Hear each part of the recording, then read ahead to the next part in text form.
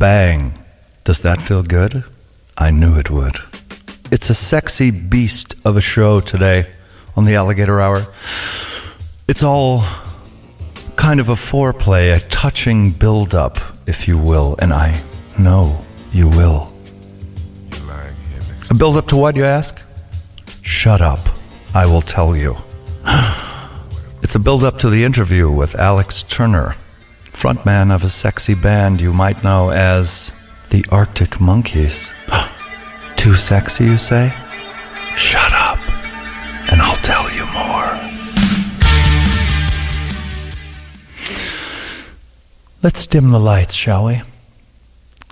Light a candle. Set the mood. It's interview time. My guest today is origami teacher, hand model, and international Monopoly champion, Alex Turner. Hello, Alex. Good evening. Thank you for having me. Yes, it's a joy to have you. Nice to be back in the Pink Duck. Do the listeners know that's where we are, or is that door left closed? No, that door is. Oh yeah, I guess that door is open. In my phone, I have illiterate written 6 times. I don't know. Do you write a lot of the notes in the notes? I am. I have many moments of madness. Alacrity. Oh. Cheerful willingness. Wow. A doxography. It's literature or fine writing based on trivial and mundane subject matters. Well, maybe we should read through our iPhone notes. Yeah, let's go through some iPhone notes together. I like this. Are yours mostly words with definitions? Or are there, do you put just ideas that you have at 3 in the morning on there? Oh, I have tons of ideas at 3 in the morning.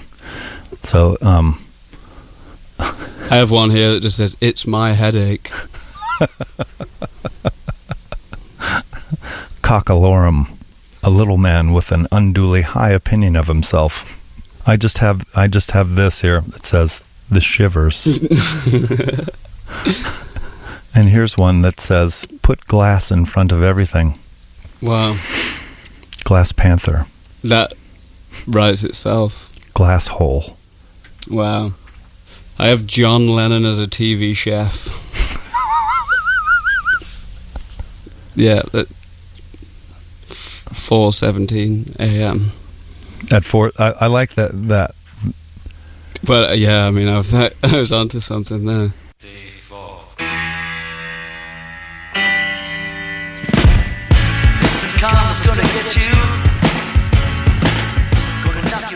But let's head back to my conversation with Alex Turner, the handsome, funny, charming, charismatic singer of the Arctic Monkeys. It's interview time. Interview time. Interview time. In my list of names for a bar, Space Bar. It's kind of like a modern take. Yeah.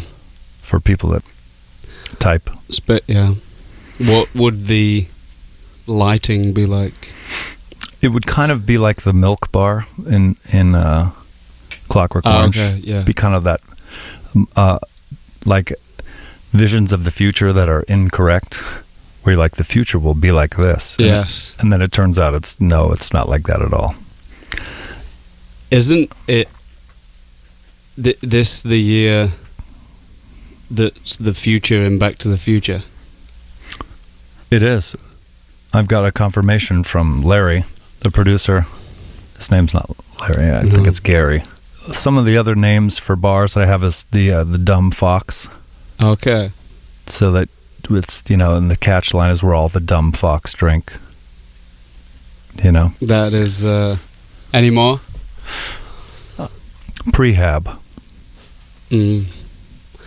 Alternative endings was mine. Like on the DVD, on the you sometimes have that. Yeah, and I like that because it's got a lot of possibility for people. Alternative. I mean, you can see that pink neon light, can't you? And yeah, definitely. And it's somewhere that if you couldn't get into the other place, you'd go to alternative endings. Where you'd be like, well, I suppose I know the door guy there. Yeah. So we can't go there again, though. Well, it'd be new every time, you know. Yeah, that's the tagline for that. Yeah, new every time is the new time for the first time. Yeah, every time's the first time. Yeah, the first time every time. Oh, here's a word I wrote down. I liked obstreperous. Ooh, noisy, unruly, or difficult to control. I've seen you obstreperous. You know, most people don't see that side of you, but I've seen you like that. It's there. Obstreperous. It's within us all. Yeah. One of the things that was interesting when we recorded together is you would change lyrics.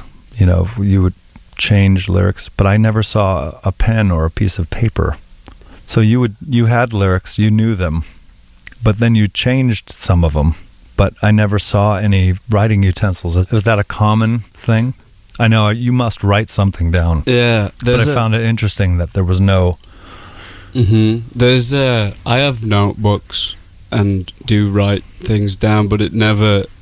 I don't know how much sense it'd make. Often it looks more like an algorithm or something. Like by the time I'm finished, a word cloud. Yeah, yeah, like somewhere between a spider diagram and a, you know. So what is it about paper that you hate? And then I think by the time it comes to recording it, it's I've rarely got a notepad there anymore. Would you, if you God forbid ever passed, would it horrify you if someone found your notebook? I had a bag stolen once that had a notebook in it, and it did horrify me. Yeah, like But what horrified you? That things were in mid-stroke, mid-process, or were there diary type entries that you're like, oh God, I wish I hadn't have wrote that down.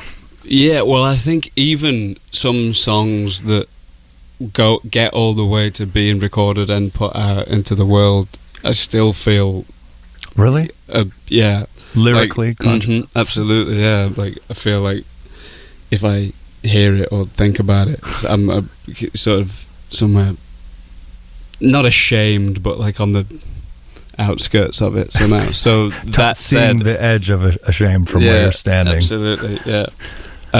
So the idea that those things, that any song in the ramp up to that point where it exists, it makes me uncomfortable. Yeah, because there's so much there's so much editing down of things. Is that it, or? Yeah, that's probably. So many unsuccessful attempts. Is that, or are they?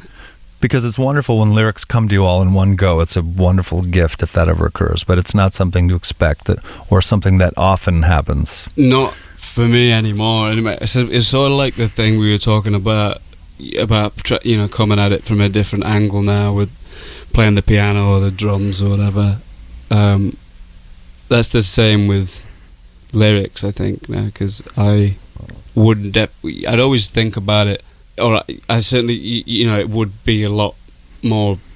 It'd all come in one go. It was more likely to all come in one go. Previously, on the first record or whatever. But then, I suppose you reach a point when you think, "Shit, this is what I do now." Yeah. So, and that ultimately is going to make you. But you're known as a lyricist. Your lyrics are. It's always a notable and talked about aspect to your music. So do you ever feel any pressure about lyrics and things like that? I'm aware of that. Definitely that's the thing. But I think so. Like, I certainly think that it definitely prevents me from having like a Twitter or anything like that. Is that why you don't have a Twitter? Yeah, it's the pressure. Man. Yeah, it's like. They're going to expect me to say something profound. Yeah, I don't have a Twitter because I would blow it within the first 12 minutes. Yeah, I'm just kidding. I don't know. I haven't got the time. No, but I can see where that could be a thing where it would be like, oh God, I don't have to say something profound. It's It takes me a while to work it out, the lyrics, and a lot more these days. I think like I'm not surprised if it takes 3 months rather than an afternoon. But then it's never, never like, it's like hangovers. There's not two the same. Yeah. Well, that was very profound.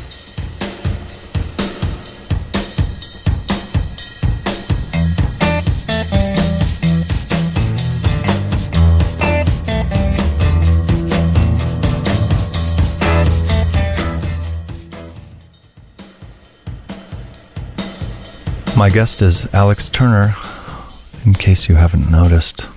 Hello, Al. Hello, Joshua. It's great to have you. It's great to be here. Cliffhanger.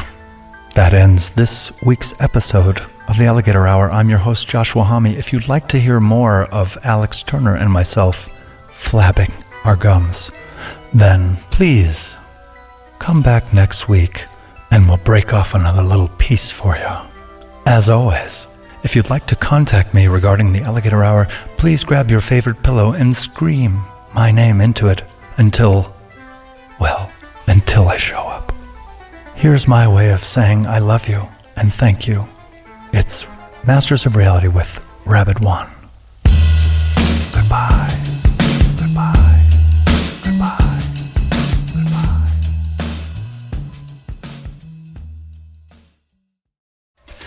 Ladies and gentlemen, welcome to the Alligator Hour. I'm your wandering host, Joshua Homme. Today on the show, the musical buffet that you've come to know and love, and the second half of my interview with Arctic Monkeys frontman Alex Turner, where we'll be talking about Halloween, costumes, wigs, and more. But first, let's get into something slow and track I'm very thankful for. And I'm also thankful for you, because I love doing this and I love being with you. And I'm thankful for talking to special people like Alex Turner. And I'm thankful that he's back for a second week because, yes, the bitch is back.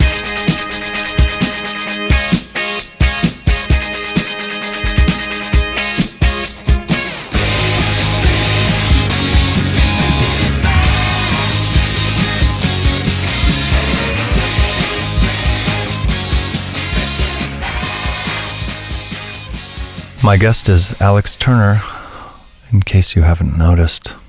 Hello, Al. Hello, Joshua. It's great to have you. It's great to be here. It's better than having you over there somewhere. I wouldn't want to be anywhere else. Well, thank God you don't have to be. It's sunny Burbank. Here we are, Burbank, California, folks. Well, my guest is the whispering Alex Turner, winner of the Horse Trainer of the Year award last year. And back in 2004, he won Best Hand Model in all of Luxembourg. Here he is, Alex Turner. Hello there, Al. How are you doing?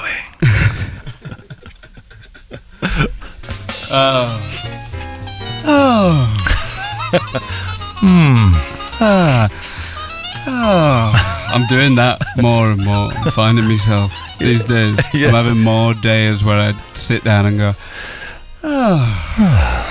It's interview time. I know Halloween isn't big in England, but it's getting bigger, right? It's becoming a thing. I think I would agree to that.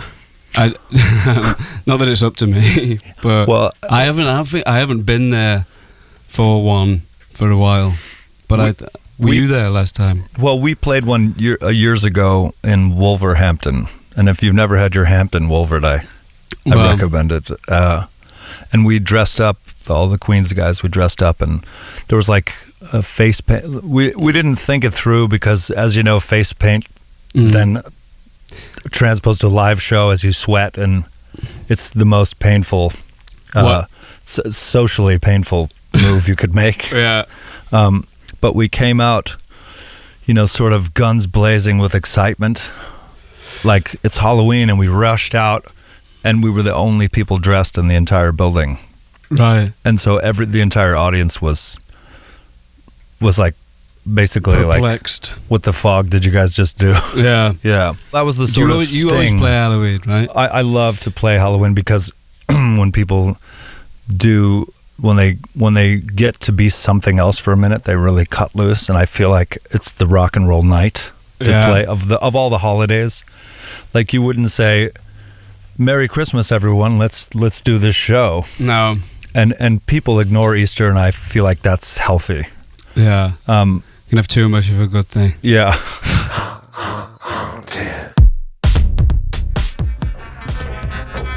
Wouldn't it be great to play a Halloween show dressed as the Blue Man Group? Are you really asking me, or is it more rhetorical? I think anyone listening probably came up with an answer quickly, and that was our idea last year. We played that Voodoo Fest in New Orleans last year, but realised that we were playing Halloween was the Saturday, and we were playing the Sunday, and so we thought, you can't really. It was, day late, and then I don't think. Did you dress as the Blue? We didn't know. Yeah. We didn't play on Halloween. Had we, then perhaps we might. Would you have? Yeah, really? Do you think you would have? I mean, I don't know, but how wonderful would that be? It's a risky. I just blew it, by the way. Yeah. Pardon the pun. If we ever want to do it in the future, we can always cut this, but well, I think creating an expectation of being the Blue Man Group is something akin to the closed door. You finish the rest yourself, and and arguably, perhaps more towards the more frightening end of the Halloween costume, the spectrum. Section. Yeah, spectrum section, spectrum. Yeah, the sectional spectrum. But I think that's an aggressive costume. I think it's very risky. It takes a lot of commitment because essentially you're also including a bald cap that would need to be painted. Yeah, it's a lot of fucking work, a bald cap, isn't it? Yeah. Have you? Have I ever? Have you capped? Have I capped? Yeah. I have capped. That I like wigs on just a casual level. Yeah. I've often taken my family wig shopping. Yes. Not just to get a rise out of the employees who need a little something. If you work at a place that's exclusively wigs, a wig store, yeah. There's a lot of magazine reading occurring for someone who works at a wig store. It's a George Saunders novel waiting to happen. A wig store. But also to try these different wigs and realize that you become someone else when you let yourself go when you wig up. And so, as you know, here at the studio, I have at least 5 or 6 wigs that many of those purchased when we recorded together. Yeah, there were wigs. Yeah, there was a time. Because a wig's one thing, but a wig's one. A wig's one thing, and I haven't done a huge amount of wig wearing, but I have. When I didn't go as the Blue Man Group, I went as Alice Cooper last year on the night before, just the party or whatever. And the wig, it comes off at some point, doesn't it? Like, yeah. Oh, yeah. But you can still hang out. Yeah. The ball cap ruins your night outfit. You don't have a... If it comes off, you are completely out of context. Yeah.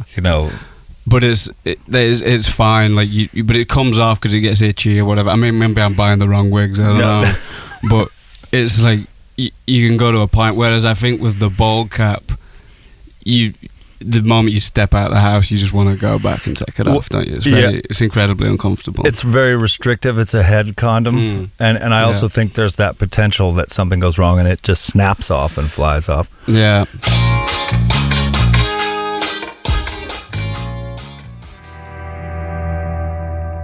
You had a good costume. You had a girl at the time, and you were dressed as a machine.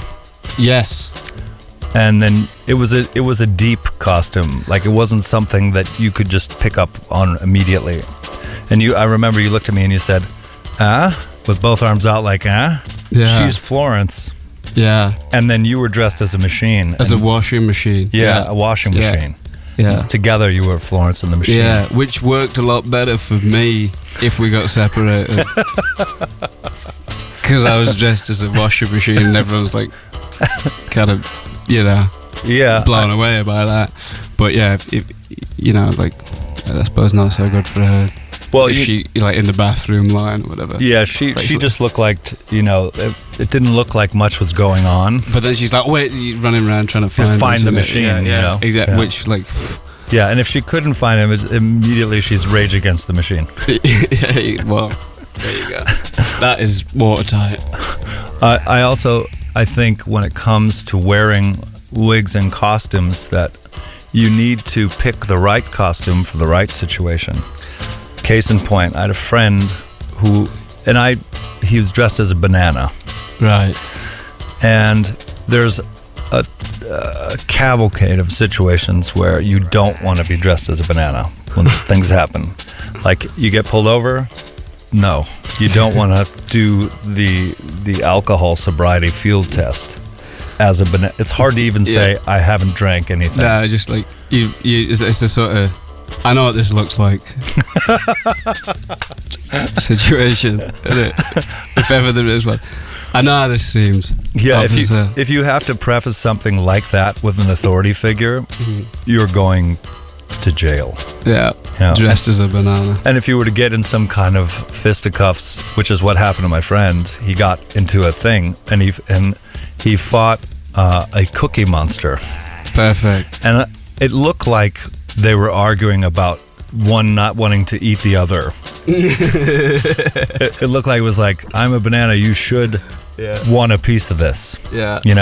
And he at one point said, you want a piece of me? And I thought, God, well, he does. I mean, this is yeah. For just health reasons, every once in a while he should want a piece of you. Yeah, some potassium in the Cookie Monster's life. Just so he doesn't get a cramp. Yeah, because I mean, I think off that we'll play something from the Cramps, just to prove why you need a little banana every once in a while. This is Human Fly. We've played Human Fly. Okay. This is not Human Fly. This is Garbageman.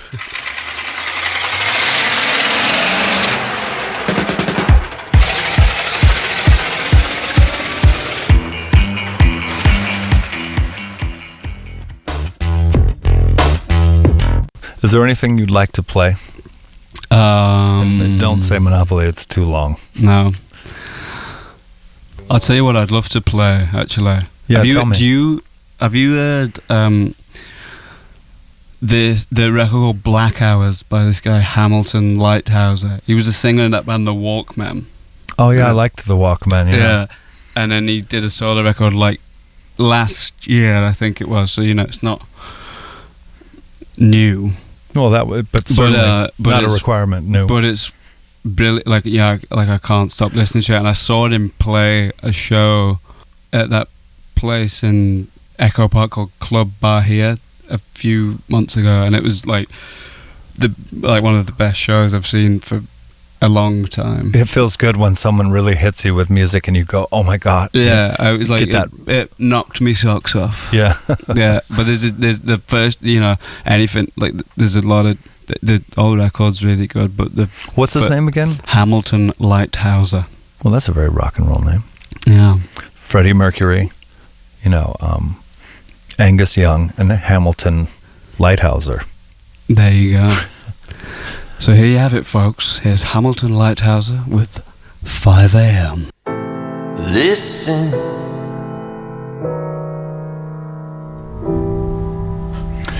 "5 a.m. by Hamilton Leithauser. Thank you, Hamilton. And thank you, Alex Turner, for a wonderful conversation. This concludes this week's broadcast of the Alligator Hour. I'm your host, Joshua Homme. If you'd like to contact me regarding the Alligator Hour, there's no frigging way. But that's not important. What's important is how we feel about each other. And I love you. I want you to be happy. But the question is, do you love me the way I love you?